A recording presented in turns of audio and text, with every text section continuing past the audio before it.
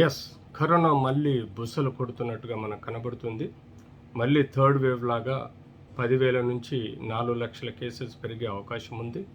ఇప్పుడు ప్రజలు ఏ విధంగా కూడా పట్టించుకోవటం లేదు. మాస్క్ లేదు, ఫేస్ షీల్డ్ లేదు, ఫిజికల్ డిస్టెన్స్ లేదు, శానిటైజేషన్ లేదు. గవర్నమెంట్ కూడా ఎక్కడా పట్టించుకున్నట్టు దాఖలాలు లేవు. ఇండియాలో క్రమేణా థర్డ్ వేవ్లో ఇలాగే 4,000 నుంచి 4 లక్షలు చేరిందో ఇప్పుడు కూడా 4,000 నుంచి 10,000కు చేరువలో రోజు కనబడుతుంది. కాబట్టి ఇది మళ్ళీ పెరిగే అవకాశం ఉంది. వైరస్ అన్నది కనబడని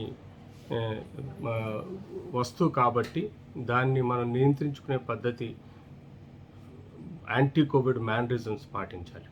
అంతేకాకుండా మనం తప్పనిసరిగా వ్యాక్సిన్ వేసుకోవాలి. క్రమేణా మహారాష్ట్ర, కర్ణాటక, ఢిల్లీ, గుజరాత్లలో విపరీతమైన వ్యాప్తి చెందుతుంది కాబట్టి పక్కనున్న స్టేట్లోకి వ్యాప్తి చెందే అవకాశం కూడా ఎక్కువగా ఉంది.